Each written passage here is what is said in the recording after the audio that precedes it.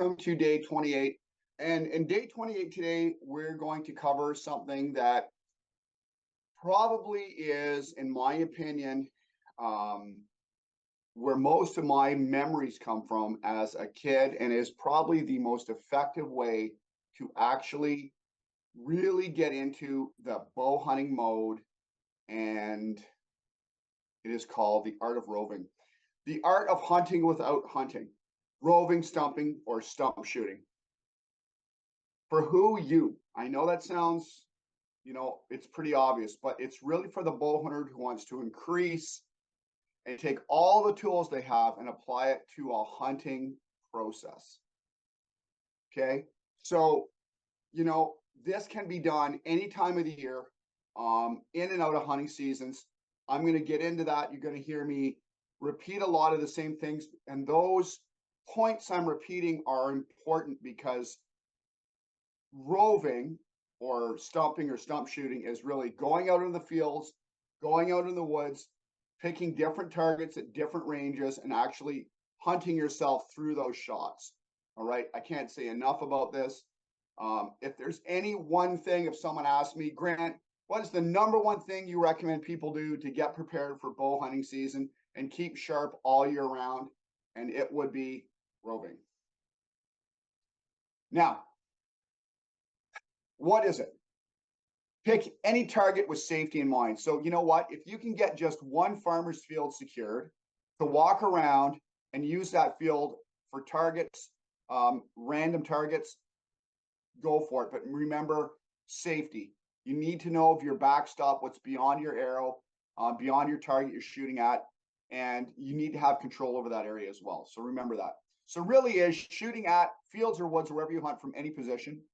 Remember the principle of one at a time, the rule of three. So you can walk around, and what you're basically doing is you're picking out any target, stumps, flowers, clumps of leaves, a branch, a leaf on the end of a branch, different ranges. And you can practice stalking, still hunting. You can practice any of the shot iterations and progressions that I've already shown you. And it really is probably the number one way to get a measurement of where your hunting shots are at, okay? Because even the conditions that I'm shooting at, that I show you folks in the shooting drills, even though they start to increase in pressure and difficulty and they isolate certain aspects, this is a way to get out to see where things are really at, okay? Anywhere from 5 all the way out to, 30, 40 yards to see things like arrow flight. You got to remember when we're shooting a traditional bow, for the most part, unless you're, trying to gap or string walk or fixed crawl, which is the same thing, you're really trying hard to not worry so much about the distance. You're not sitting there with your, rangefinder. Oh, that's at 40. I got to put the 40-yard pin, or I judge between the 40 and the 30. You see, you're not doing that. And because of that, your brain is doing the range guesstimation for you. It's calculating it all out. How is it doing that? Through flight time, really getting arrows out there and shooting a lot. Okay. The drills I give you in this whole boot camp is really a series of drills that take you step by step for going through that hunting shot. And this really is a way of practicing without that sanitized, structured environment of even your backyard range. Okay. What I will get up in my tree stand and I will rove from my tree stand. So I will take objects where out to my effective lethal range. So I'll get that, I won't say, well, that's, I know within that distance is probably about 25 yards, but I don't have that measurement in my head. Do you understand what I'm saying to you? I don't have that, well, it's 25 yards because I need to put it there. No, I know that within that distance, say at that tree that I paced out, because I'm shooting from my tree stand and I'm practicing on a leaf, or even I bring a 3D target out to every tree stand I've ever set up. I do. Even back in the mess, I'll truck in a 3D target because I want to practice on it. A couple of times I haven't, I'll simply just pick a leaf. And quite often what I'll do is I'll get up, I'll shoot 2 or 3, rounds out of my tree stand well ahead of the season at a 3D target, for instance. And I'm just isolating tree stands for a minute because you can use the roving idea from your tree stand. And then 99% of the time, I will come back, probably get up there 2 or 3 more times, and I'll shoot. And I'll shoot at leaves on the ground, branches. I'll shoot around things, so I have to lean out. So I've been through the shot process in the tree stand. Remember, when you're in a tree stand, you're on a platform with limited movement. You've got a safety harness on. You can lean out to a degree, but not too much. It's really important you practice that. I'm going to give you a little trick video I'm going to shoot for you folks for tree stand practice, but that's going to be a little later on when we get into different stand selection for hunting different species. And I'm going to give that to you folks. It's a great little drill you can do to practice without even climbing up in your tree stand with regards to the base you're going to be standing on. Now, moving forward here, what I will typically do is get up in that stand and I will pick a leaf at a different range. Usually it's pretty much at my effective lethal range. For whitetails, in particular here in Ontario, I am very restricted due to the properties we hunt. They are mixed cedar swamps. The cover is very, very tight. I mean, you normally can't see past 45, 60 yards in the brush to begin with. And sometimes you can't see past 20. So you're on a lot of very tight runs, and I really like to get up and practice, okay? And I can roll from the tree stand at different distances. So I know when that deer comes in, hey, it's standing right next to that tree, and I zeroed 3 different leaves from different positions or a stump or whatever I was shooting at. I zeroed in on those. That deer, it gives you that extra confidence. You've already put arrows downrange at that animal where it is, simply because you're practicing picking different targets and different options, okay? It really is the #1 most effective way to get a measurement or a litmus test of where your hunting shots are at, okay? Why? Again, because when we shoot traditionally, you do not need to measure the distance. We have no sight pins, okay? Like I said, unless you have a gap method for different ranges and that kind of thing, you don't need it. If you do shoot gap, if you do want to string walk, I strongly suggest you go out and you actually mark the distance with a flag of some kind. If you're in a stand, ground or in a tree stand, I strongly suggest you mark some distances off so you know where 30, 40, and 20 is. Because, why? I'll give you a little pro tip. When the light dynamics change, that is the ambient light in the evening, the twilight, and the sunrise in the morning, half hour before sunrise, half an hour after sunset is generally most hunting seasons revolve around. You need to remember that shadows change structure, and structure changes your depth perception.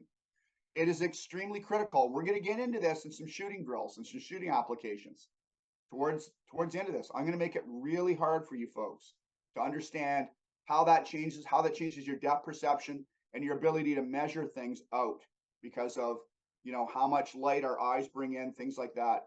It's so important to practice in low light conditions. It is absolutely critical if you're going to bow hunt. Okay. So it's one of those things that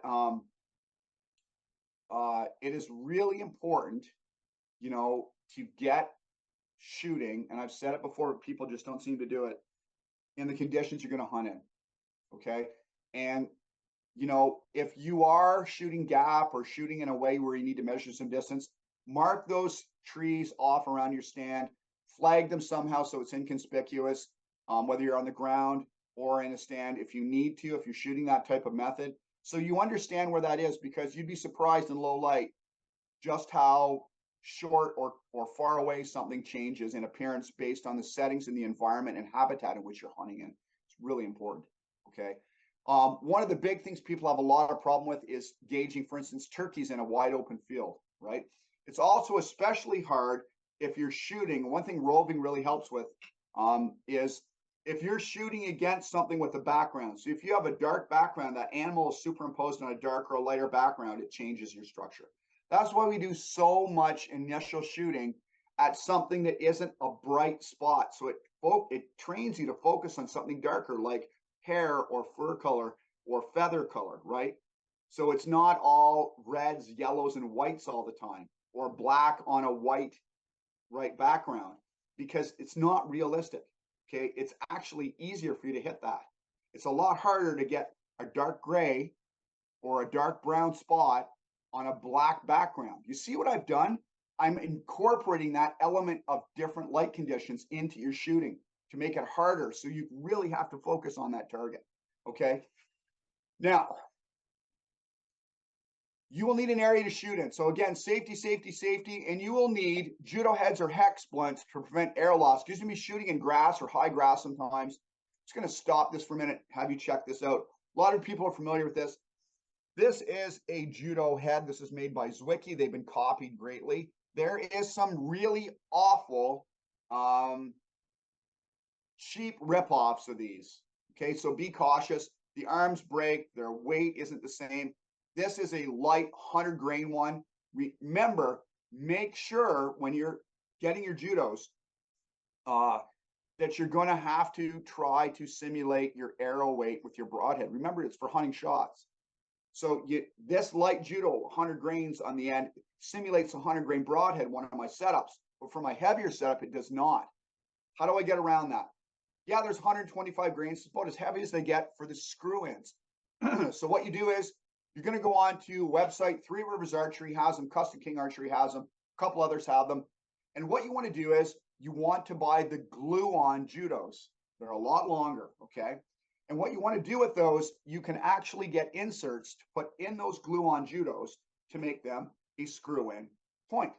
And you can do that and simulate a much heavier broadhead without having to buy these out of the package. Get the glue-ons, get an insert that matches it, and you can come very close, if not bang on, to your heavier weight broadhead and still shoot that judo and not lose your arrows. Now, hex blunts. I don't have one handy right now, but basically it sounds like it is. There are a blunt, and the end is cut hexagonally. So it has a hexagon at the end, and it's concave. It dips in a little bit. Now, hex blunts, there's a couple out there. VPA makes a small game head as well, which isn't too bad. I've used it on grouse once in a while. I prefer the hex blunt because it's longer. There's a little less taper to it. And I find you can get them in weights that match your broadheads. And I like what the hex blunt does, especially on small game, if I'm going to use it on like a small rabbit, like a cottontail, or more importantly, a grouse size creature, right? They're great on quail, on Hungarian partridge as well, if that's something you're into. What I don't like about the judos, now I've taken a bunch of grouse with judos. Just talk about small game for a second.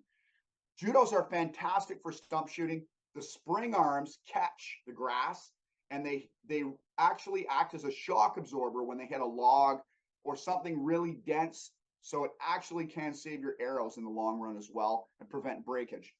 What I don't like about judos, and I'm going to say it when we talk about small game hunting down the road here with bows, is traditional bows, is that sometimes the wires, yeah, they do damage, but sometimes the wires, the impact and the density of feathers, especially in birds or small animals.